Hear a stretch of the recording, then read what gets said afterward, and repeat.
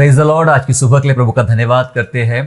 फिर एक बार आप सभियों को नए साल की शुभकामनाएं। जी हाँ, हैप्पी न्यू ईयर। आप सभी को ये नया साल मुबारक हो। प्रभु की दया से हम लोग 2024 में प्रवेश कर चुके हैं और इस नए वर्ष के लिए हमारे परमेश्वर पिता का हम धन्यवाद करते कि उसकी दया अभी भी हमारे ऊपर उतनी ही अद्भुत है।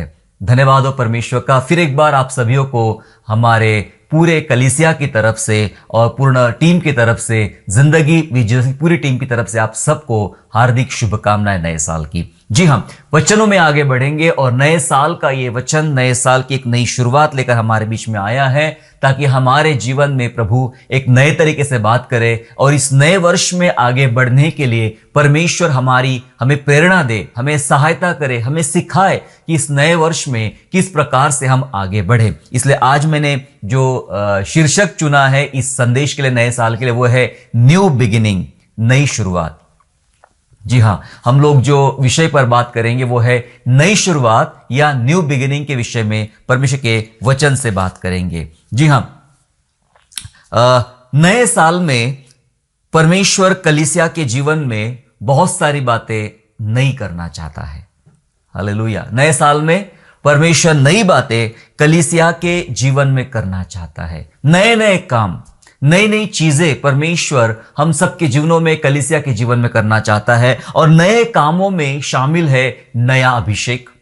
जी हाँ, नए कामों में शामिल है परमेश्वर के द्वारा दिया जाने वाला नया अभिषेक। उसमें शामिल है नई जीवन शैली, एक न्यू लाइफस्टाइल परमेश्वर हमें देना चाहता है जो उसके वचन के अनुसार हो। परमेश्वर इस नए साल में नए काम हमारे जीवनों में करना चाहता है। इसलिए एक नई शुरुआत मैंने इसका शीर्षक दिया क्योंकि परमेश्वर चाहता है एक नए अभिषेक से कलीसिया को भरे, नए अभिषेक में लेकर कलीसिया को आगे बढ़े। प्रभु चाहता है कि नए साल में 2024 में परमेश्वर चाहता है कलीसियाई जीवन में एक ऐसी लाइफस्टाइल आ जाए जो संसार की जैसी बिल्कुल भी ना हो।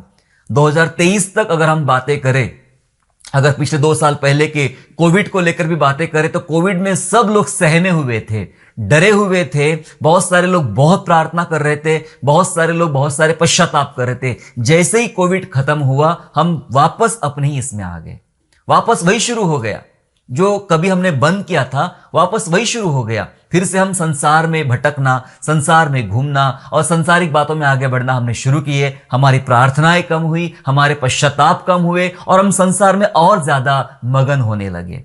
ये ऐसा देखा गया है मसीही जगत में और विश्वासी कलीसियाओं में। लेकिन जब 2024 हमारे जीवन के लिए परमेश्वर ने जोड़ा है, हम इस नए वर्ष में, नए दिन में हमने प्रवेश कर चुके हैं, तो हमें यह जानना है कि इस वर्ष में परमेश्वर एक नई जीवन शैली हमें सौंपना चाहता है। वो चाहता है वो जीवन शैली से हम जिए जैसा परमेश्वर ने हमारे लिए रखा है और बहुत सारे नए नए काम परमेश्वर हमारे जीवनों में करना चाहता है। वचनों के साथ आगे बढ़ेंगे और समझेंगे नई शुरुआत कैसी होगी और परमेश्वर कौन से नए काम आपके और मेरे जीवन में ये 2024 में परमेश्वर करना चाहता है। रेवलेशन चैप्टर 21 एंड वर्स 5, प्रकाशित वाक्य 21वां अध्याय निकाल लेंगे और वचन 5, 21 के 5 में ऐसा लिखा गया है, और जो सिंहासन पर बैठा था उसने कहा कि देख मैं सब कुछ नया कर देता हूं। फिर उसने कहा कि लिख ले, क्योंकि ये वचन विश्वास के योग्य और सत्य है। हालेलुया। प्रभु का वचन कह रहा है कि जो सिंहासन पर बैठा है, कौन है सिंहासन पर? हमारा उद्धार करता प्रभु यीशु मसीह। वो सिंहासन पर है और उसने कहा देख मैं सब कुछ नया कर देता हूं।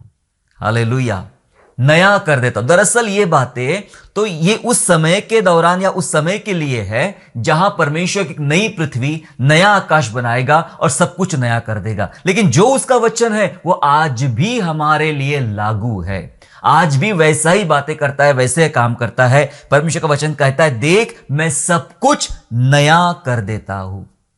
नया करने का मतलब क्या है?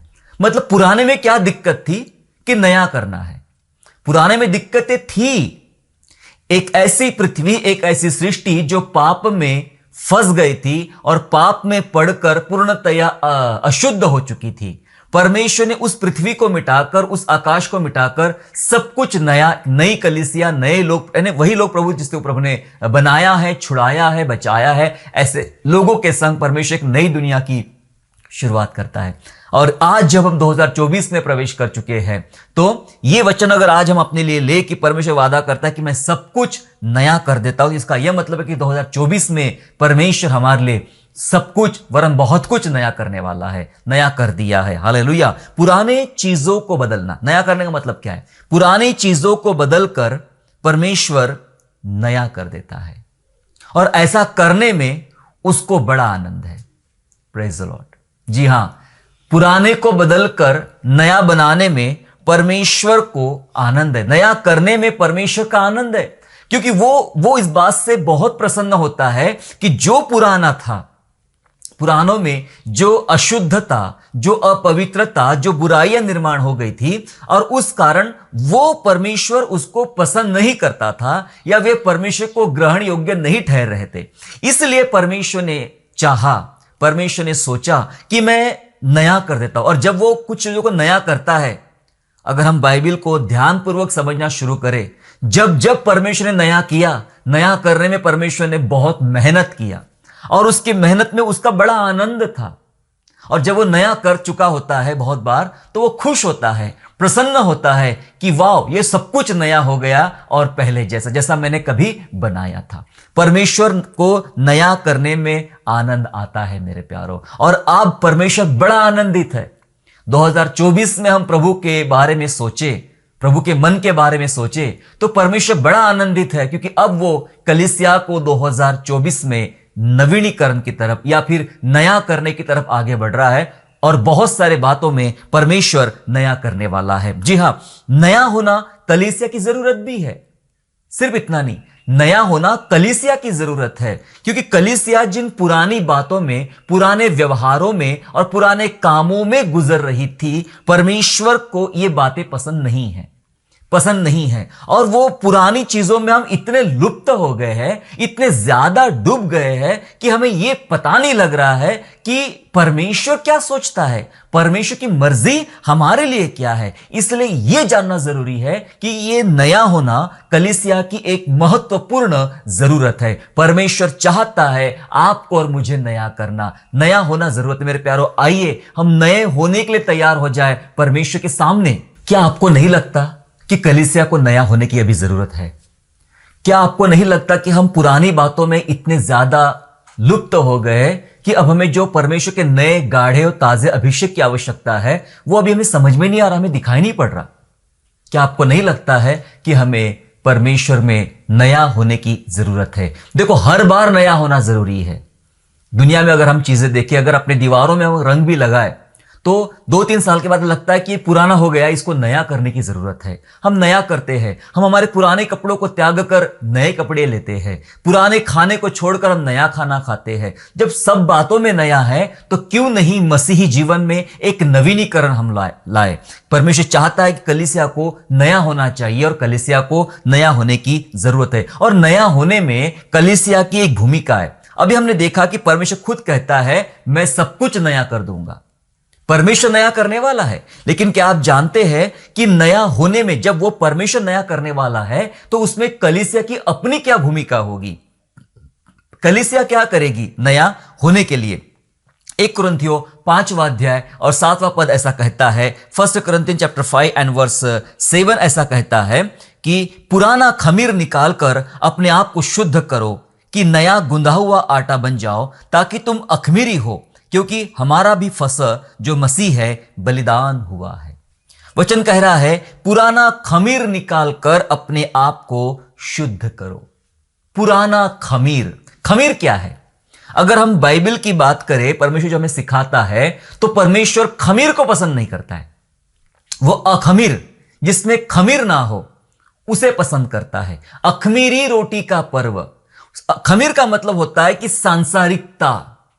सांसारिकता जब हमारे अंदर में है, तो वो एक खमीर के जैसी है। और परमेश्वर चाहता है कि तुम्हारे अंदर से ये जो पुराना खमीर है, यहां पर भी एक नया बदलाव चल रहा है, नई शुरुआत चल रही है। पुराना खमीर निकाल फेंको, आपके जीवन का पुराना खमीर निकाल फेंको और तुम नए बन जाओ।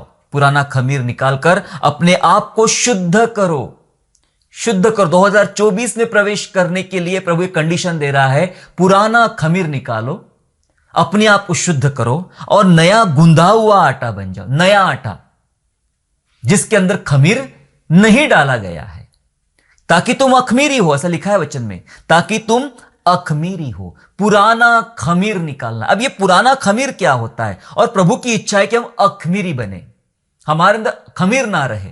मतलब ये संसार की बातें, संसार के नीति नियम, संसार के सब बातें हमारे जीवन में बिल्कुल भी ना रहे, हम अखमीर बन जाए।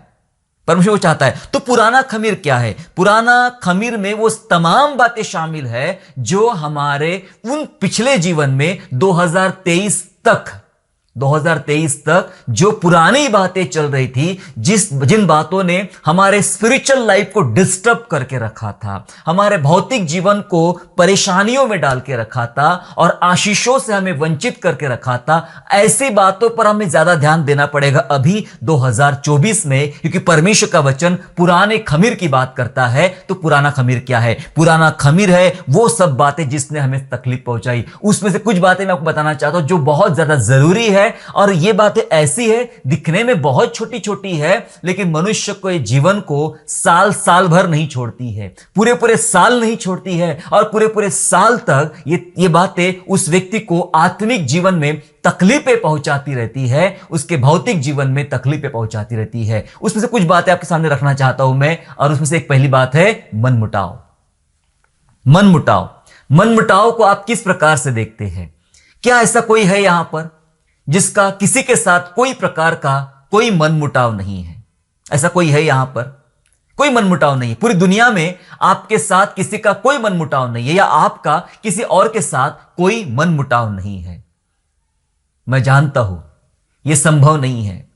किसी के जीवन में 10 है, किसी के जीवन में 50 है, किसी के जीवन में 2 है, पर है तो सही जितनों के साथ हमारे मन मुटाव या हमारा मन उनसे नहीं मिलता है, ऐसा हम जीवन जीते रहते हैं और इन्हीं बातों के साथ हम आगे बढ़ रहे हैं। यही खमीर है और इसी खमीर के साथ हम आगे बढ़ रहे हैं और 2024 में भी वही खमीर लेकर हम पहुंच गए हैं। मन मुटाव, यदि हमारे जीवन में किसी के प्रति कोई मन मुटाव है तो आज बाइबल का क्या बात करती है? पुराना खमीर निकालो और शुद्ध हो जाओ। निकाल दीजिए मन मुटाव। क्या आपको लगता है इसी मन मुटाव के साथ में 2024 में भी जीव? इन्हीं मन मुटाव के साथ में फिर नया करने की बातें कहां रही? परमेश्वर बोलता मैं सब कुछ नया कर दूंगा। मैंने एक सवाल रखा था, क्या कलीसिया को नया होने की जरूरत है? इसी प्रश्न के साथ मैं आपसे बात कर रहा हूं आज। क्या कलीसिया को मनमुटाव मिटाने की जरूरत है?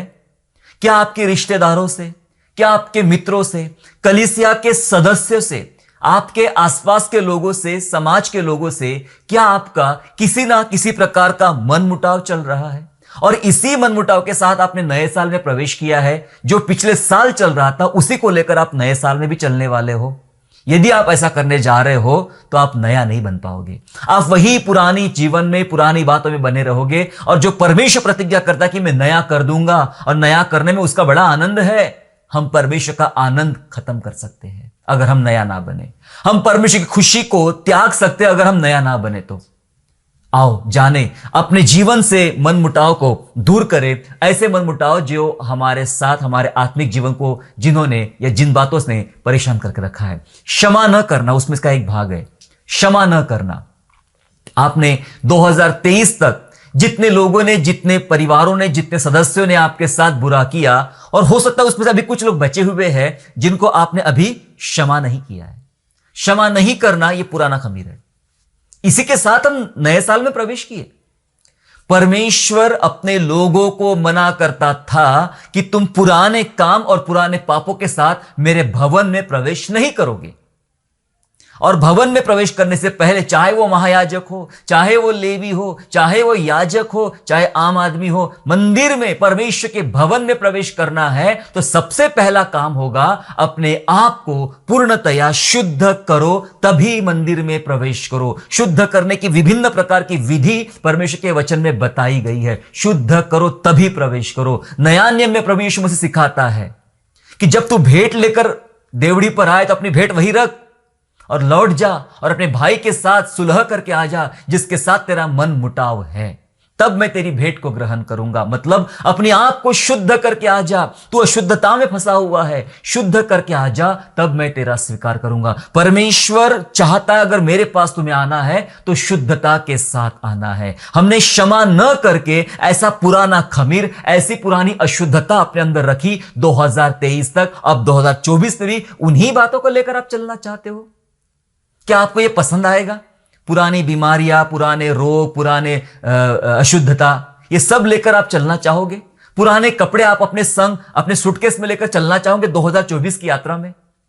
जब हम किसी यात्रा पर निकलते हैं तो हमारे सूटकेस में नए नए कपड़े होते हैं, नई चीजें रहती है, क्योंकि हम यात्रा पे निकले। आज हमने 2024 की यात्रा पे निकले हैं। आपकी सूटकेस खोलकर देखिए। 2024 की यात्रा में आप निकल पड़े हैं, आपकी सूटकेस खोलकर देखिए, ढूंढिए उसमें कितने पुराने कपड़े हैं। कितने जमाने से आपने पुराने कपड़े अपने साथ सूटकेस में लेकर चले, पिछले साल तक चलते आ रहे हैं। क्या वही सूटकेस और वही पुराने वस्त्र क्या आप 2024 में भी ले जाना चाहते हो? छोड़ दीजिए।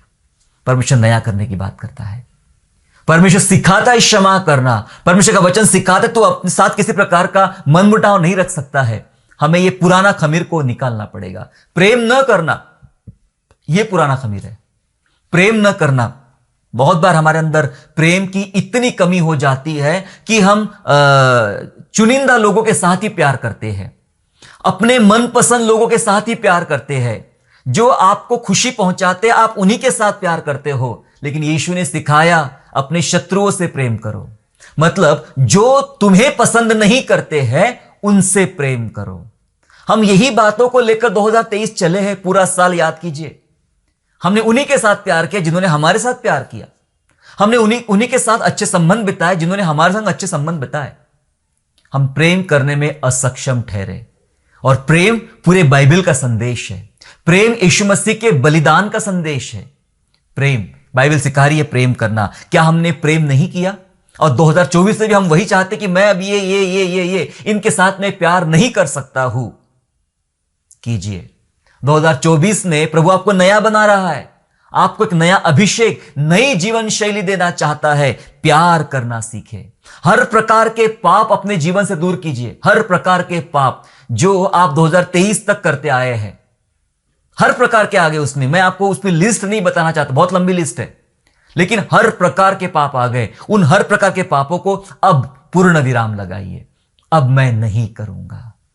दाऊद परमेश्वर के सन्मुख बैठा और पश्चाताप करने लगा कि प्रभु मैंने पाप किया है। अब वो चाहता कि अब मैं ऐसा पाप ना करूं। वो अपने पापों का पश्चाताप करने बैठा। हर प्रकार के पापों की क्षमा मांगे, पश्चाताप करे और उन पापों से अलग हो जाए और दूर हो जाए। यही है पुराना खमीर। यही है पुराना खमीर। क्या लिखा है वचन में कि पुराना खमीर निकालकर अपने को शुद्ध करो। हम इस वचन को अपने लिए कैसा लेंगे? पुराना खमीर निकाल दीजिए। नए साल में प्रभु आपको नया करने जा रहा है। और बहुत लंबी बात है, लेकिन मैं आपको संक्षेप में बताना चाहता हूं। इन पुराने खमीरों को निकाले, अपने शत्रुओं को आजाद करे, या मैं कहूंगा अपने आप को शत्रुओं से आजाद करे। शत्रुओं को आजाद करे। मेरे प्यारों, कितने शत्रु हमने बना के रखे हैं, कितने दुश्मन हमने बना के रखे हैं। देखिए, वो आपको अपराधी समझता है, यह बात अलग है। लेकिन यदि आप अपराध करते हो या अपराधी समझते हो तो आपको आपकी तरफ से बदलाव लाने की आवश्यकता है, क्षमा मांगने की आवश्यकता है, परिवर्तन की आवश्यकता है, अपने आप को उन शत्रुओं से आजाद करने की आवश्यकता है। 2024 में आगे बढ़ते बढ़ते बढ़ते बढ़ते हम इतने आगे निकल जाएंगे और हमें पता ही नहीं चलेगा कि प्रभु मैं कितने शत्रुओं के साथ चल रहा हूं। आपके लाइफ में कोई शत्रु नहीं होना चाहिए। मैं बताना चाहता हूं, जब आप मिट्टी में जाए, कब्र में जाए, तो याद रखिएगा आपका अपना कोई शत्रु ना हो। लोग आपको शत्रु माने, बात अलग है, लेकिन आपकी तरफ से आपका कोई शत्रु ना हो। क्योंकि उन शत्रुओं के साथ हम नहीं चल सकते हैं। उन शत्रुओं की वजह से हो सकता है कई बार कि हम जिम्मेदार बन सकते कितने लोगों को जो हमने स्वर्ग जाने से रोक सकते हैं। हो सकता है अगर आप सामने वालों को आजाद नहीं करते हो तो हो सकता है कि आपने उसको स्वर्ग जाने से आप रोक सकते हो। वचन कह रहा है ऐसा। अगर आप पढ़ेंगे यूहन्ना का सुसमाचार अध्याय 20 में, यूहन्ना के सुसमाचार में अध्याय 20 और वचन 23 में, gospel of John chapter 20 and verse 23 ऐसा कहता है, जिनके पाप तुम क्षमा करो वे उनके लिए क्षमा किए गए हैं, और जिनके तुम रखो वे रखे गए हैं। समझ रहे? वे रखे गए हैं मतलब जिनको आपने माफ किया ही नहीं, जिनको आपने आजाद किया ही नहीं, अपने शत्रुओं को आपने अपने आप से आजाद किया ही नहीं, वे रखे गए हैं। मतलब वे अभी भी शत्रु है। आप तो कब्र में चले गए लेकिन आपने उनको आजाद नहीं किया। इसका मतलब समझ रहे? अगर आपने उनके क्षमा नहीं किया तो पाप रखे गए हैं, और पाप रखे गए हैं तो हो सकता है कहीं ना कहीं उसको स्वर्ग राज्य में जाने की रुकावट हम बन सकते हैं। बाइबल कहती हाय उस पर जिसके कारण ठेस लगती है। उसका तो पता नहीं, उसका प्रभु क्षमा भी कर दे, पर जिसकी वजह से रोके गए हैं उसका क्या आपकी वजह से किसी को क्षमा नहीं मिली है? क्या आपने किसी को माफ नहीं किया है? क्या अभी भी उन शत्रुओं के साथ आप लेकर चल रहे हो जिनको आपने स्वतंत्र नहीं किया अपने में से? नया साल में पुराने खमीर छोड़ के एक नया व्यक्ति बनना है, गूंधा हुआ नया आटा बनना है, अखमीरी बनना है। कलीसिया अखमीरी हो तो अच्छा है, कलीसिया अखमीरी हो तो अच्छा है। आप जानते बाइबल में एक उदाहरण है, फिलोमन की एक छोटी सी पत्री है बाइबल में। फिलोमन की पत्री में पौलुस जेल में था और उसके जेल में एक कैदी मिलता है और वह फिलोमन के पास से भागकर आता है। उसका नाम था उनेसिमुस। वो उसका अपराधी था और वो जेल में था, और जेल में ही पौलुस के साथ उसकी मुलाकात होती है, और पौलुस के साथ मुलाकात होके वहां पर वो प्रभु यीशु मसीह को पाता है और बचा लिया जाता है। उसका जीवन परिवर्तित हो जाता है। पता है उनेसिमुस के बारे में पौलुस के शब्द कैसे थे? ये मेरे दिल का टुकड़ा है। वो ऐसा कहता है। जब फिलोमन को चिट्ठी लिखता है तो कहता है ये उनेसिमुस ये मेरे दिल का टुकड़ा है, मेरे कलेजे का टुकड़ा है, मेरे कलेजे को ठंडक पहुंचाने वाला व्यक्ति है। ऐसा प्यारा है ये, ऐसा बदला हुआ है ये।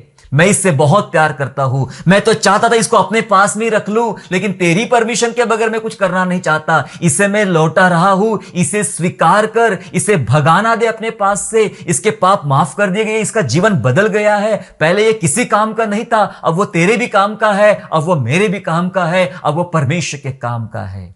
एक भागा हुआ व्यक्ति को वह क्षमा की बात रखता है। शायद फिलोमन के मन में उस व्यक्ति के प्रति, उनेसिमुस के प्रति एक गुस्सा चल रहा था, क्रोध चल रहा था, और पौलुस की ये चिट्ठी फिलेमोन को शांत कर देती है। फिलेमोन को शांत कर देती है। एक भागे हुए अपराधी को वो स्वीकार करने की बात वहां पे लिखी जाती है। मैं वही कह रहा हूं, फिलोमोन ने अपने हृदय से शायद उनेसिमुस को आजाद कर दिया। आपने कितने उनेसिमुस को अभी तक बांध के रखा है, जिनके बारे में रात और दिन लगातार सोचते हो कि इसके साथ बुरा हो या इसका बदला मैं कब लूं?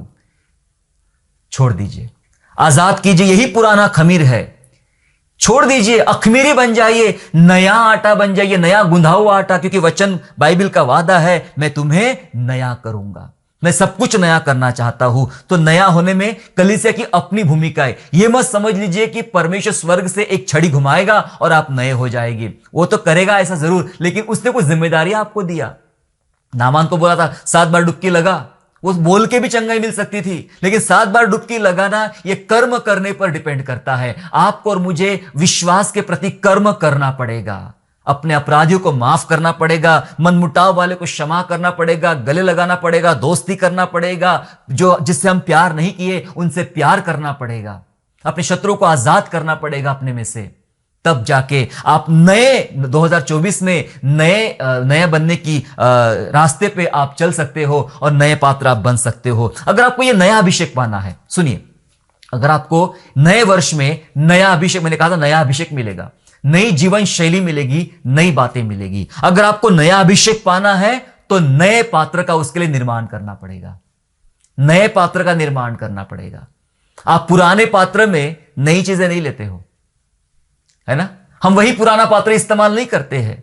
हम कहीं जाते कहते मेरे शूज भी नए हो, मेरी टाई भी नहीं हो, मेरा कुर्ता भी नया हो, मेरी साड़ी भी नहीं हो। हम नई चीजों की बातें करते हैं क्योंकि हमने एक खास जगह जा रहे हैं। जब नए 2024 में आप प्रवेश कर रहे हो तो आपको परमेश्वर 2024 में नया अभिषेक, नई चीजें, नई जीवन शैली देना चाहता है। तो क्या 2023 तक जो पात्र आप लेके चल रहे थे, जो कटोरा आप लेकर चल रहे थे, जो बर्तन आप लेकर चल रहे थे, जो अशुद्ध है, जो गंदा है, शायद कई दाग धब्बे लग गए, कई जगह चपक चुका है, टूट चुका है, उसके साथ आप चल रहे हो, आओ उसको त्यागे और अपने पात्र को नया करें। जी हां, अपने पात्र को नया करना है। पुराने बर्तन के साथ हम नए अभिषेक को नहीं ले सकते हैं। पुराने बर्तनों के साथ हम नई जीवन शैली पे नहीं आगे बढ़ सकते हैं। पात्र नया करना पड़ेगा। देखिए वचन क्या कहता है मत्ती रचित सुसमाचार अध्याय 9 में, मत्ती रचित सुसमाचार अध्याय 9 और वचन 17, gospel of Matthew chapter 9 and verse 17 verse ऐसा कहता है, और नया दाखरस पुरानी मशकों में नहीं भरते, क्योंकि ऐसा करने से मशकें फट जाती है और दाखरस बह जाता है और मशकें नाश हो जाती है, परंतु नया दाखरस नई मशकों में भरते हैं और वह दोनों बची रहती है। हालेलुया।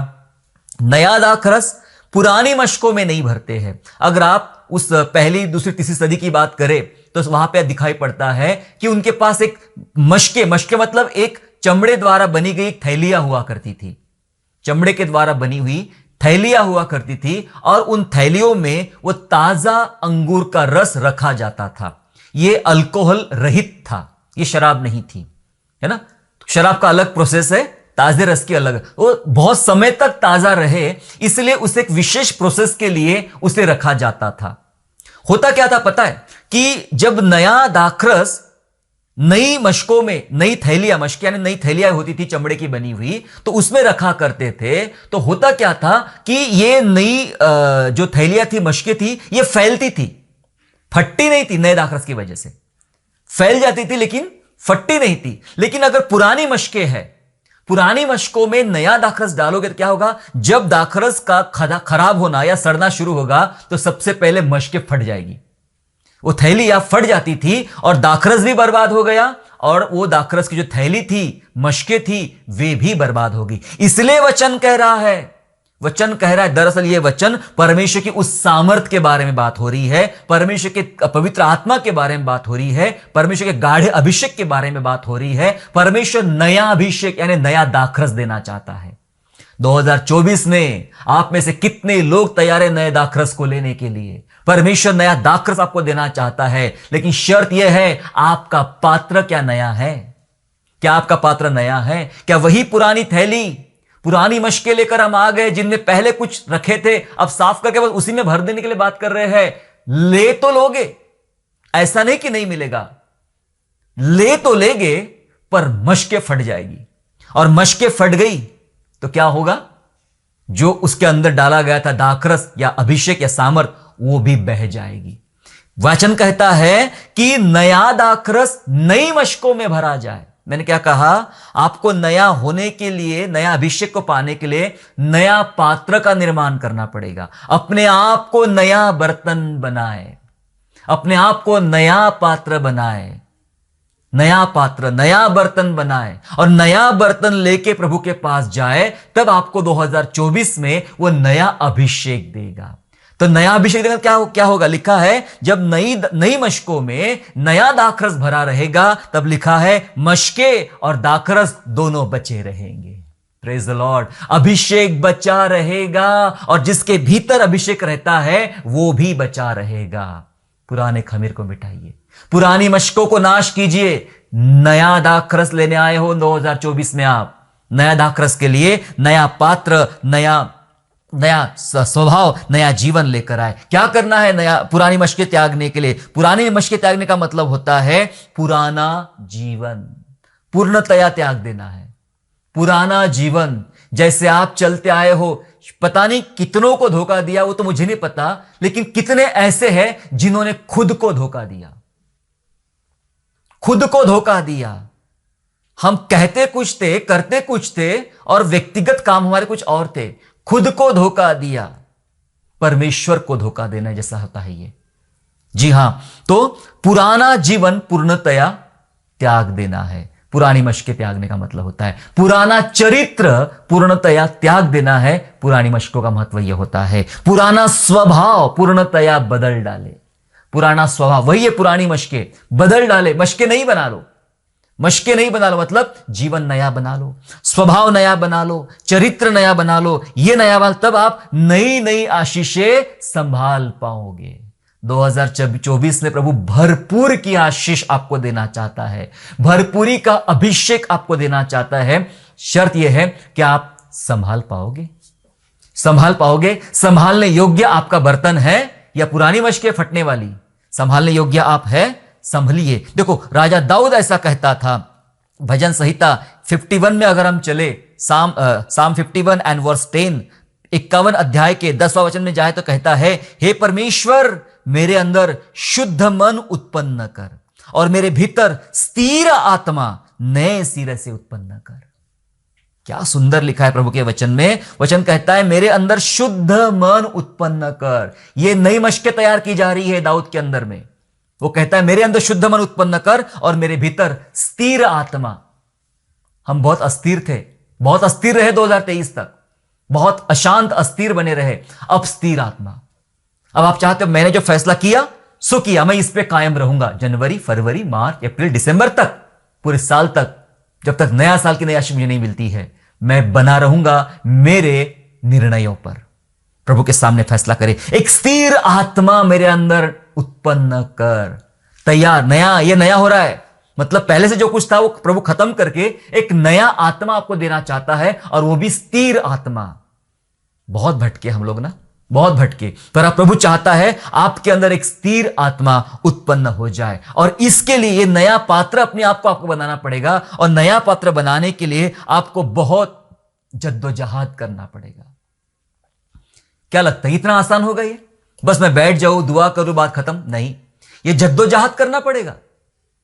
इतना आसान नहीं होता। जैसे मैंने कहा कि मन मुटाव खत्म करना है, तो घर में बैठ के दुआ कर लेना मन मुटाव खत्म हो जाएगा? बिल्कुल भी नहीं। आपको उस शत्रु के पास जाना पड़ेगा, उस व्यक्ति से बात करना पड़ेगा, और बात सुलह करके उसके संग सुलह करना पड़ेगा, मन मुटाव मिटाना पड़ेगा। जद्दोजहद तो करना पड़ेगा, मन को बहुत तकलीफ पहुंचाना पड़ेगा। मैं बताऊं, अगर पवित्र आत्मा की मदद मांगोगे तो आपको 1% भी तकलीफ नहीं होगी। प्रभु कहता है मैं तुम्हारे अंदर से पत्थर का हृदय निकाल कर मांस का हृदय उत्पन्न करूंगा। पथरीला स्वभाव प्रभु निकालने की बात करता है, मांस जैसा कोमल साधारण स्वभाव डालने की बात करता है। आत्मा की मदद मांगिए, आपको मन मुटाव के लिए, बचाने के लिए या सुधारने के लिए जो जद्दोजहद करना पड़ेगा, पवित्र आत्मा मदद करेगा। जद्दोजहद करना पड़ेगा, क्षमा करने के लिए और क्षमा मांगने के लिए भी बहुत जद्दोजहद करना पड़ेगा। यह आसान नहीं है। प्रेम करने के लिए बहुत जद्दोजहद करना पड़ेगा। हर प्रकार के पापों को त्यागने के लिए बड़ा परिश्रम करना पड़ेगा। नया चरित्र निर्माण करने के लिए, पुराने चरित्र को त्यागने के लिए, पुराने स्वभाव को त्यागने के लिए बहुत मेहनत करना पड़ेगा। और ऐसी ही मेहनत कौन करता है? वह जिसके अंदर पूर्ण एक अभिलाषा है पूर्णतया बदलने की। ऐसे बहुत लोग बाइबल में, लेकिन मैं एक मुझे याद आ रहा है, और वो था याकूब। याकूब कहता है मैंने अपना पूरा जीवन दुख भरा बिताया, तकलीफ भरा बिताया, समस्या भरा बिताया। मैं भागा भागा फिरा, कभी भाई से, कभी ससुर से, कभी चीजों से, अलग बातों से मैं भागता हुआ फिरा। पर अब जब मैं लौट रहा हूं अपने भाई की तरफ में, अब मुझे बदलना है। मेरे पात्र को नया बनाए। धोखा देने वाले पात्र से मैं बहुत परेशान हो चुका हूं। और उस रात उसने स्वर्गदूत के साथ, हालांकि वह परमेश्वर था, स्वर्गदूत के साथ युद्ध किया। ऐसा लिखा है वचन में, मल्ल युद्ध किया, और मल्ल युद्ध में याकूब भारी पड़ा। हालेलुया। आपको जो लड़ाई लड़ना है उसमें आपको भारी पड़ना है। इतना आसान नहीं है 2024 में नए अभिषेक को पाना। याकूब भारी पड़ा, और स्वर्गदूत विनती करता कि भाई सुबह होने वाली, मुझे जाने दे। मतलब वो जाने नहीं दे रहा था, उसके पांव को कस के पकड़ लिया था। याकूब भारी था स्वर्गदूत के ऊपर में। कौन किसको जाने के लिए बोल रहा? स्वर्गदूत परमिशन मांग रहा, भाई छोड़ मुझे जाने दे, अभी सुबह होने वाली है। लेकिन वो कहता है जब तक तू मुझे आशीर्वाद ना दे, जब तक तू मुझे बदलने दे, जब तक मेरे जीवन के दाग तू हटाना दे, मेरे जीवन को नया ना कर दे, मैं तुझे जाने नहीं दूंगा। और जाते जाते उसने उसको आशीष दिया। अब से तेरा नाम याकूब नहीं, ठगी नहीं, दगा देने वाला नहीं, तू परमेश्वर और मनुष्य से लड़कर विजय प्राप्त हुआ है। तू इज़राइल होगा, चुना हुआ होगा, तू विजेता कहलाएगा। हालेलुया। परमेश्वर ने उसको इज़राइल बनाया। उसने जद्दोजहद लड़ा, मेहनत किया, परिश्रम किया, क्योंकि उसके अंदर एक अभिलाषा थी, मैं बदल जाऊं, मैं अब पुराने स्वभाव को, पुराने जीवन को, पुराने पात्र को या पुरानी मशकों को मैं खत्म करना चाहता हूं, मैं नया। और उसके बाद ही जब आगे बढ़ा तो पवित्र आत्मा ने काम किया। हालेलुया। मेरे प्यारो, नया अभिषेक पाने के लिए आपको नया पात्र का निर्माण करना पड़ेगा, तभी परमेश्वर आपको ब्लेस करेगा। हालेलुया। ये नई शुरुआत 2024 में आप सबको और मुझे करने की आवश्यकता है। जब आप नया होंगे तो नए होने के बहुत फायदे भी होंगे। जब आप नया शुरुआत करोगे, नया व्यक्ति बनोगे, तो नए फायदे भी होंगे, नए फायदे होंगे। नया फायदा होगा, सबसे पहले आप परमेश्वर के सामने खड़े होने के योग्य बनोगे। पता है, पुराना व्यक्ति खड़ा नहीं हो सकता है प्रभु के सामने। अभी भी आप याद कीजिए, आप अपने पापों को याद कीजिए, अपनी गलतियों को याद कीजिए, अपने अपराधों को याद कीजिए, और उन अपराधों को याद करते हुए मैं आपसे कहूं, अब सब चलो प्रभु के सामने कुछ विशेष प्रार्थना करने के लिए। मैं बताऊं, आप में से बहुतों को डर लगेगा, मैं सामने नहीं बढ़ सकता क्योंकि मेरे अंदर अपराध है। आपको एक आत्मग्लानि होगी, अपने आप पर तरस आएगा कि मैं अपराधी हूं, मैं नहीं प्रार्थना कर सकता हूं। जी हां, हम खड़े नहीं हो सकते अभी, लेकिन जब आप इस प्रकार से नए हो जाएंगे जैसा आज हमने सीखा, तो आप परमेश्वर के सामने खड़े होने के योग्य बनोगे। और आप भी कह पाओगे प्रभु के उन दासों के समान, जो एलिया कहता था, जो एलीशा कहता था। वो कहता था कि मैं परमेश्वर के सन्मुख उपस्थित रहता हूं, मैं परमेश्वर के सामने खड़ा रहता हूं। ऐसी बातें करते थे वे लोग। आप भी करोगे, खड़े होने के लायक बनोगे अगर आप इस प्रकार से नए बनोगे। जब आप इस प्रकार से नए बने तो फायदा होगा, परमेश्वर के लिए आपका इस्तेमाल होगा। शायद अब तक आपका इस्तेमाल प्रभु के लिए नहीं हुआ, पर 2024 में बहुतायत से परमेश्वर अपने लिए आपका इस्तेमाल करना चाहता है, क्योंकि आप बदल चुके होंगे, क्योंकि आप नए बन चुके होंगे, आपकी मशकें नई बन चुकी होंगी। नए मशकों में ही नया दाखरस डाला जाएगा।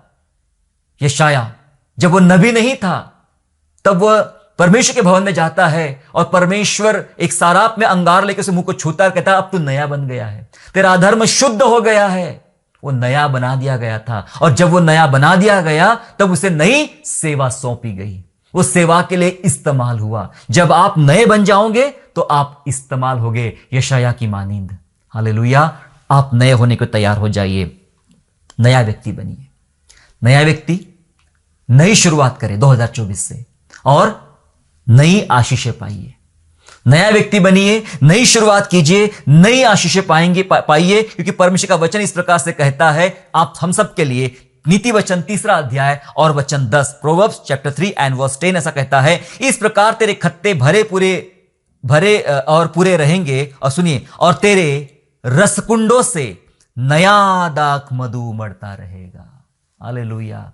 तेरे रसकुंडों से नया दाख मधु उमड़ता रहेगा। परमेश्वर चाहता है आपके अंदर से नया दाख मधु उमड़े, जीवन जल की नदियां उमड़ जाए। नया दाखरस चाहते हो, पहले पात्र नया कीजिए, फिर नया दाखरस डाला जाएगा, और फिर नया दाखरस के झरने फूट निकलेंगे।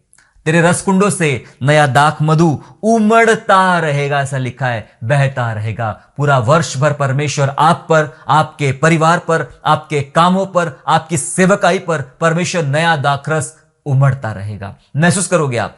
यही वचन को हम लोग साल भर के बाद महसूस करें। अगर हमने इस वचन को आज मान लिया, ठान लिया, अपने डायरी में लिखिए, अपने पास एक चिट्ठी लिखिए, एक फोटो तस्वीर सामने रखिए कि प्रभु मुझे नया बनाने वाला है।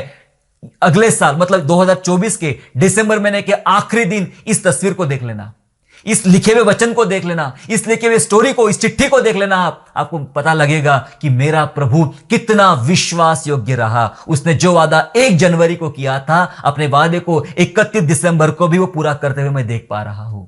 हालेलुया। परमेश्वर कभी आपके साथ धोखा नहीं करेगा, लेकिन शर्त यह है क्या आप एक ऐसी नई शुरुआत करने को तैयार है। प्रभु चाहता है मैं सब कुछ नया करने वाला हूं। अगर आप नया बनने को तैयार है, इस नए वर्ष में नई शुरुआत करना चाहते हो, बहुत सारी बातें प्रभु आपसे बातें करेगा कि कौन सी बातों में आपको एक नई शुरुआत करना है। कीजिए, पवित्र आत्मा आपकी सहायता करेगा। आइए हम दुआ करें नया बनने के लिए। मैं विशेष रूप से उन लोगों के लिए प्रार्थना करना चाहता हूं जो हर बार निर्णय तो लेते हैं लेकिन उस पर कायम नहीं रहते। अब सिर्फ 2 दिन के बाद तीसरे दिन वो कायम नहीं रहते हैं, भूल जाते हैं या असफल होते अपने निर्णयों पर कब्जा रखने के लिए। मैं आज विशेष रूप से ऐसे लोगों के लिए प्रार्थना करना चाहता हूं जो आज निर्णय लेंगे और उनका निर्णय परमेश्वर की नजर में एकदम मजबूत पक्का बना रहेगा। वही लोग अपने आप को प्रभु के सन्मुख लाए। हम विशेष दुआ में आपके लिए करना चाहता हूं। Yes Lord, hallelujah. सर्वशक्तिमान सर्व सामर्थी परमेश्वर पिता, प्रभु जी आपको हम धन्यवाद करते पिता, क्योंकि आप हमारे प्रिय, सच्चे और अच्छे परमेश्वर है। हमने सीखा प्रभु जी आज कि हमें एक नई शुरुआत करना है, नया आरंभ करना है। प्रभु जी आपका वादा है मैं सब कुछ नया कर दूंगा। प्यारे पिता परमेश्वर, हम आपसे विशेष विनती करते पिता परमेश्वर। प्रभु हमारे भीतर का पुराना खमीर हम मिटा डालते हैं, पुराने खमीर को निकाल फेंकते हैं और एक नया गुंधा हुआ आटा, अखमीरी रोटी हम बन जाते हैं जो परमेश्वर को प्रसन्न है। हम विनती करते पिता, हम नई मशके बन जाते हैं, क्योंकि अब 2024 ने मेरा प्रभु मेरे अंदर एक नया दाखरस पैदा करने वाला है, नया दाखरस डालने वाला है। अब मेरी मशके, मेरी थैली, मैं अपने आप को नई मशके बना देता हूं। प्रभु आइए एक ताजे और गाढ़े अभिषेक को हमारे अंदर डाले पिता, ताकि अभिषेक मेरे अंदर बना रहे और बसा रहे। प्रभु जी, प्रभु सहायता कर पिता परमेश्वर, अनुग्रह दे पिता परमेश्वर। एक नया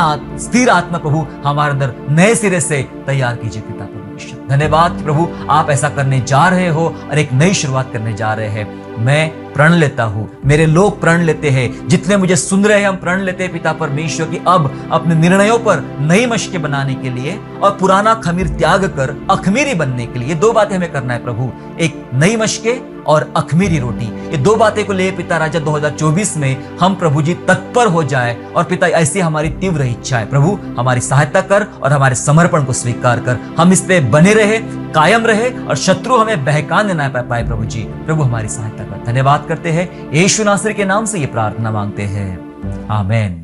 आशा करता हूँ आज के संदेश के द्वारा आपने आशीष प्राप्त किया है। यदि सचमुच आपने आशीष प्राप्त किया है तो इस संदेश को दूसरों के साथ शेयर कीजिए और हमारे दूसरे भी संदेशों को सुनने के लिए हमारे चैनल को सब्सक्राइब करें और नोटिफिकेशन के लिए बेल आइकन को दबाइए। और हाँ, यीशु पर विश्वास करना ना छोड़ें, वो आपको आशीषमय स्थानों की ओर आगे ले जाएगा। God bless you all.